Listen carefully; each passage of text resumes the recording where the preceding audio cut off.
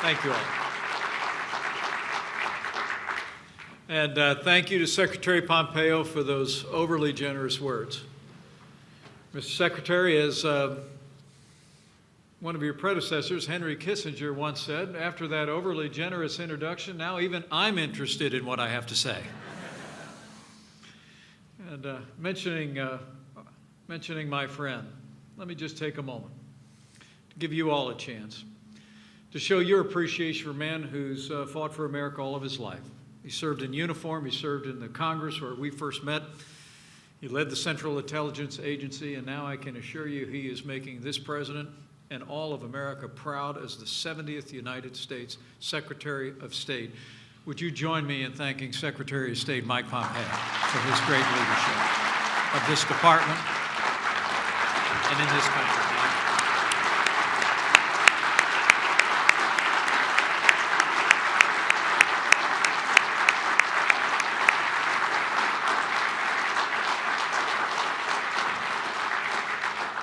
To the more than 180 ambassadors and chiefs of mission here today, as well as the under and assistant secretaries in attendance, it really is an honor to join you for the 9th Annual Global Chiefs of Missions Conference.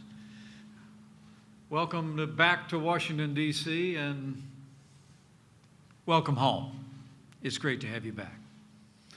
You know, because all of us are, in fact, one team with one mission and one future, let me begin today by bringing greetings from our one-team captain, someone who admires the service that each one of you provide to the United States of America every single day. I bring greetings from the 45th President of the United States of America, President Donald Trump.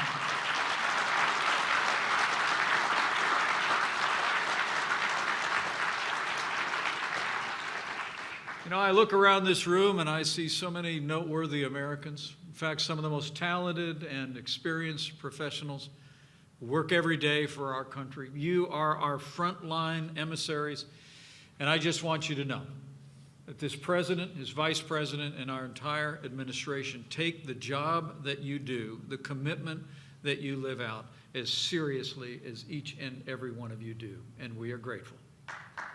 We truly are. And as all of you know, you're representing our country around the world at a momentous time in our history. With the help of Secretary Pompeo, President Trump has made some big changes in our nation's foreign policy. And they were a long time coming. And they haven't been welcomed in all quarters around the world. So I'm here today to say thank you to each and every one of you for taking up the hard work of defending the interests of some 320 million Americans. The President's foreign policy, as you all know, put simply, is America first. No longer will the United States government pursue grandiose, unrealistic notions at the expense of the American people. Instead, President Trump is putting our nation's security and prosperity first, and he always will.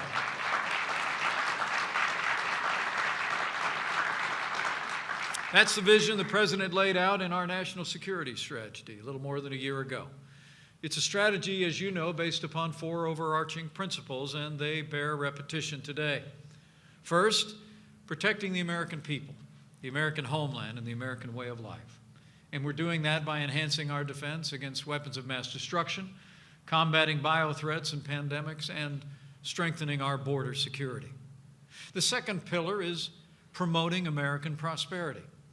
And on that score, we've been rejuvenating our economy.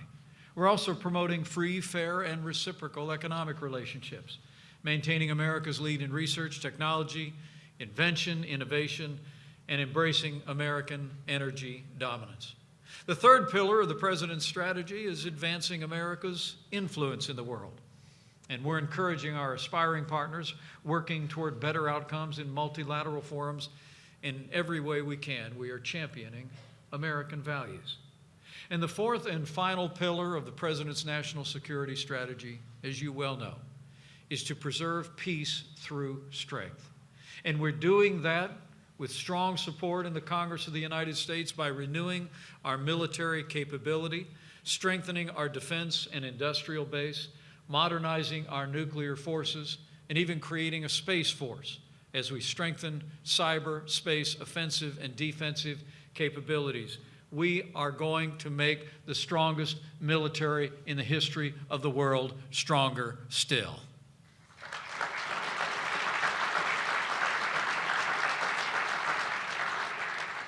It is an ambitious strategy, but as you all know, America first does not mean America alone. And over the past 2 years, under President Trump's leadership, we've forged new and renewed bonds with allies and partners in Europe, in Asia, and across the world. We've also been building on our own country's strengths and encouraging other countries to do the same. We recognize that a strong and prosperous America will help secure a world of independent and sovereign nation-state, each free to develop their own culture, pursue their own dreams, with all of us living side by side in peace and security. And there's no doubt this president's foreign policy is different from what the world has come to expect. But then the world itself has changed dramatically since the fall of the Soviet Union. Today, we're not up against one superpower, but several great powers competing with us for preeminence across the world. China, as we've observed, is using debt diplomacy and unfair trade practices to expand its influence. And as I made clear on that visit to the region just a few short weeks ago, the United States will always stand for a free and open Indo-Pacific where all countries can enjoy freedom of navigation and open trade.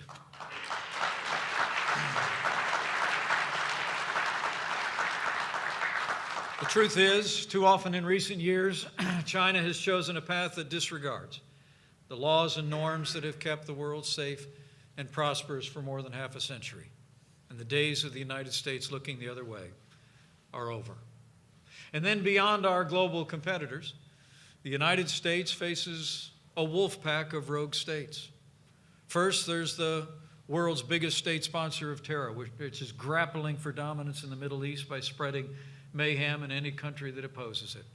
Of course, I speak about the Islamic Republic of Iran.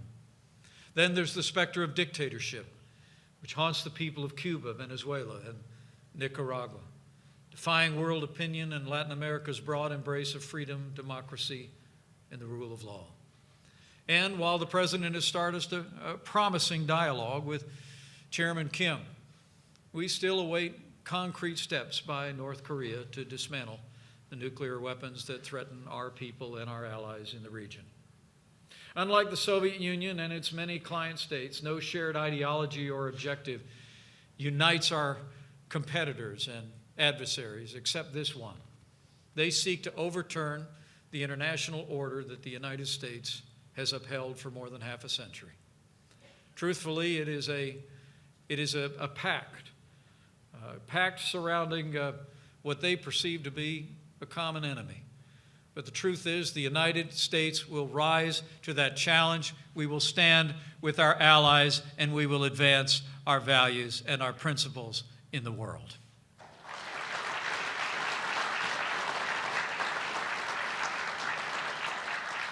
The truth is, when the president took office, he saw a world that, in too many respects, was complacent, had looked the other way for too long, had not marshaled the energy to stand strong together, advocating for our interests around the world and those of our allies who shared our values. It seemed as many across the Western world were simply managing to climb. But I think you all know President Trump is not a big fan of losing. He knew the only way to retake the initiative was to put our own house in order. And so from the first day of this administration, we have focused on revving up this economy. We've cut taxes. We've cut red tape. We've unleashed American energy. And I'm pleased to report, thanks to the president's leadership and the energetic development of businesses large and small, we've seen more than 5 million new jobs created across the United States of America.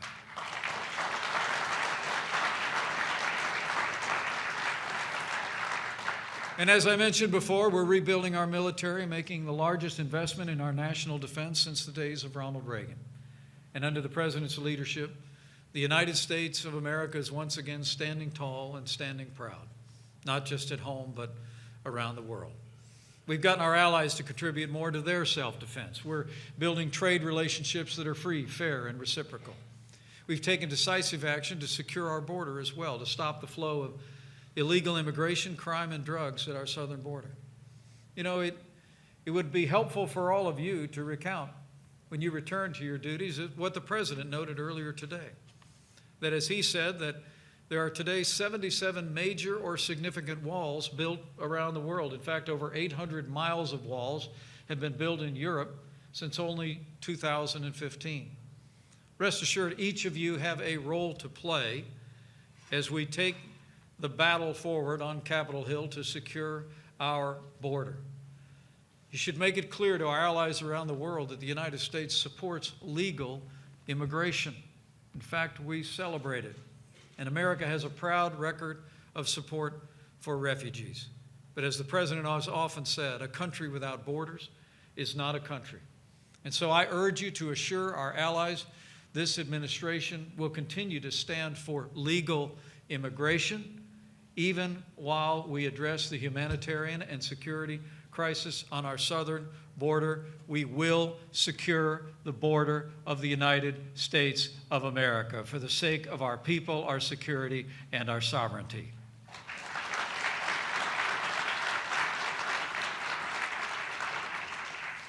You know, it's the truth of the matter is, it's not under this president's leadership that we're attempting to play catch-up. It's that the truth is that we believe that together with all free nations around the world, that we can do so much more.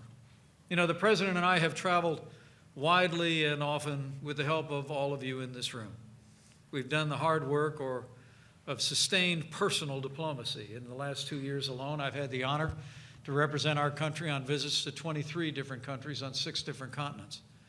And as the President might say, the change in the relationship between the United States of America and our allies and our competitors around the world has been huge. And the truth is, just look at trade. Under President Trump's leadership, we've helped our farmers and ranchers sell more American rice to Colombia, more American pork to Argentina, and more American grain to Vietnam. We're negotiating a first-of-its-kind trade deal with Japan. We've strengthened our trade deal with South Korea.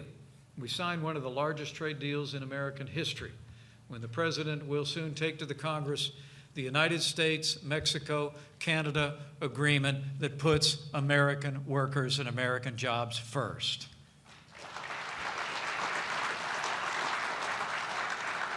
But as I mentioned before, perhaps most importantly, we've put China on notice.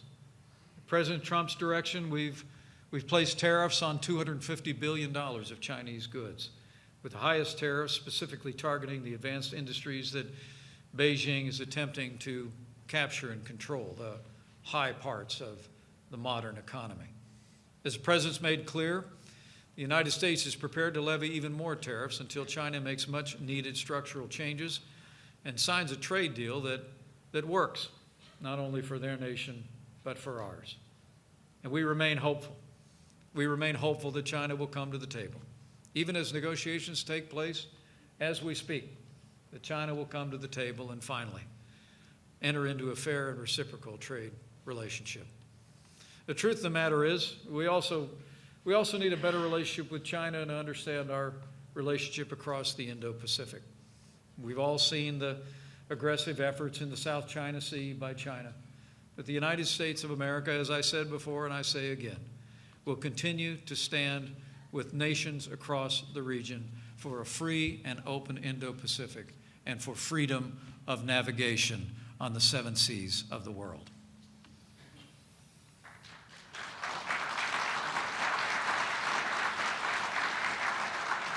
That strong stand is resulting in dialogue and in progress, not only with China, but with nations around the world.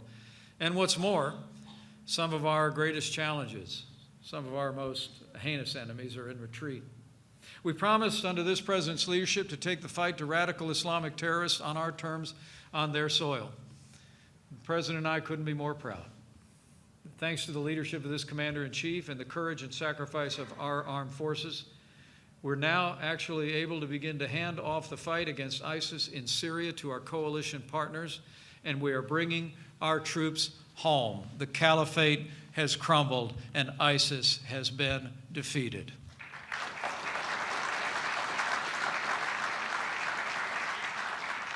Now, we'll stay in the region and we'll stay in the fight to ensure that ISIS does not rear its ugly head again. We will protect the gains that our soldiers and our coalition partners have secured. But this president has often spoken about his desire to bring an end to endless wars in America and the ability to bring our troops home, to bring them home in an orderly and an effective way out of their current deployment in Syria remains a priority for this president. This president also promised to stand up to the Iranian regime.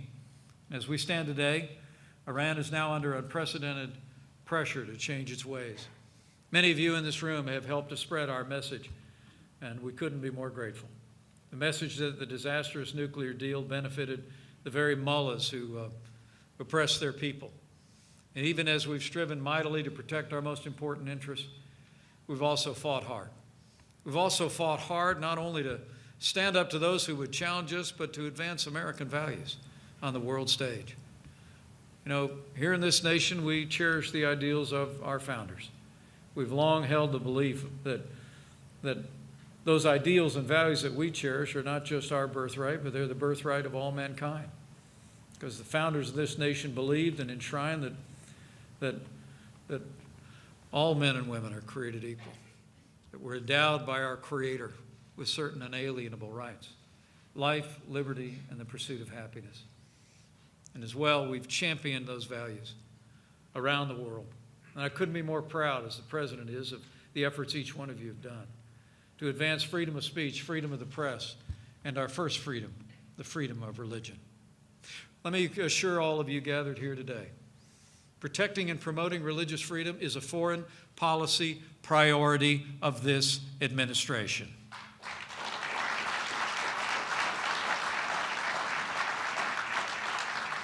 With the support of all of you in this room, we've stood without apology with persecuted people of faith around the world, whether it was calling for the release and achieving the release of a Christian pastor in Turkey, or speaking out for oppressed Tibetan, Buddhist, and Muslim Uyghurs in China, or helping to rebuild Christian and Yazidi communities in Syria and in Iraq.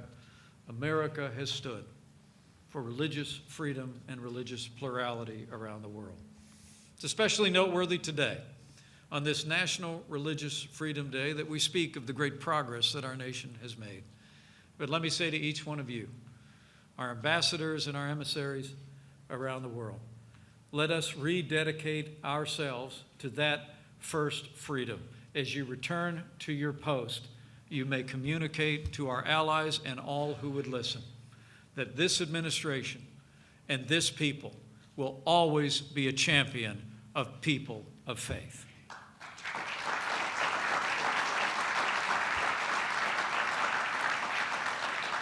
We also have stood strong for the right of people to elect their leaders freely.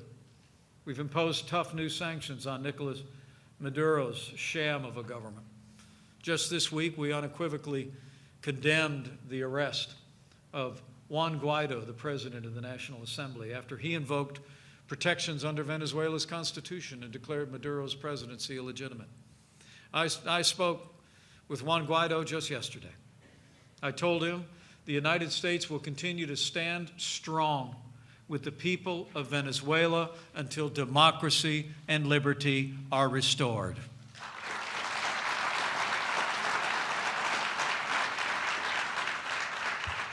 And for all the changes in administration policy, for all the changes in world affairs, the United States of America remains what we've always been.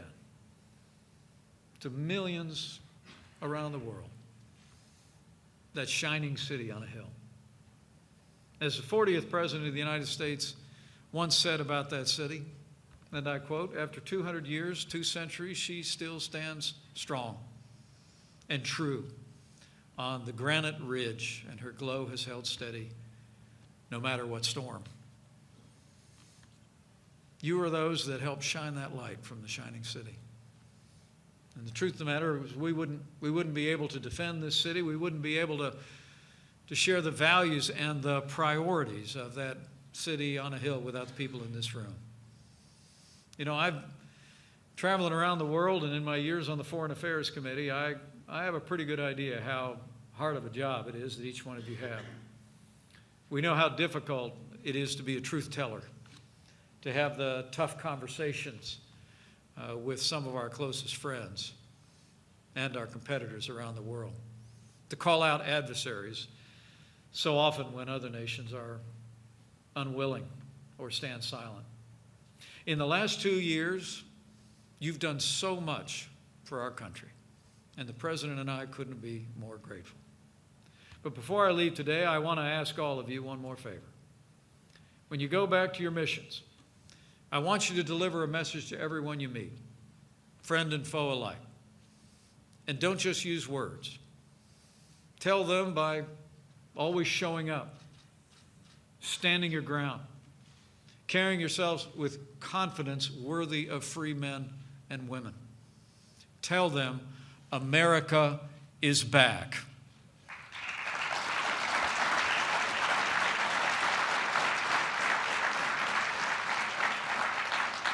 We're back on the world stage to advance America's interests. We're back on the world stage to forge stronger ties with those nations around the world who share our ideals and our principles. And we're here to stay. Now, not everyone will be thrilled to hear this message. But you know, as I think of your situation, my mind actually goes back to our first minister to the court of St. James, John Adams, who also happened to be the first vice president of the United States. Now, not too long after he'd taken up that post, I'm told that he brought his friend Thomas Jefferson to a reception of the King of England's, where they were both quite pointedly snubbed by His Majesty. It must have been terribly frustrating for them. But then, how could they have expected anything different? By their very presence, they were announcing that things were changing in the world, that there had been a major shift in world affairs. Their presence there in the court of St. James was proof positive that democracy was on the march, that no empire, however strong, could conquer a people yearning for freedom. And so just remember their example. Remember, every time you find yourself in an awkward situation around the world, that you've been in good company from the very founding of this country. And remember that by your very presence out all across the world, you represent not only the interests, but the values and the ideals of 320 million American citizens. And you represent our way of life. It's a heavy burden, no doubt. But the President and I know you're up to it. And I know none of you would have it any other way. So to all the ambassadors, chiefs of mission, dedicated Americans who are here today, as you prepare to return to your post, let me extend to you the gratitude of the President of the United States, of his Vice President, and to no less extent the American people. And as a grandson of an Irish immigrant to this country, let me maybe send you off with an Irish prayer from my heart. And I know it would be a prayer prayed by millions of Americans if they were standing here today. As you return to your duties in those far-flung places in the world in which you've been called to serve, I pray, may the road rise to meet you. May the wind always be at your back. May the sun shine warm upon your face. May the rains fall soft upon your fields. And until we meet again, may God hold you in the palm of his hand. Thank you for your service to the United States of America. God bless you, and God bless America.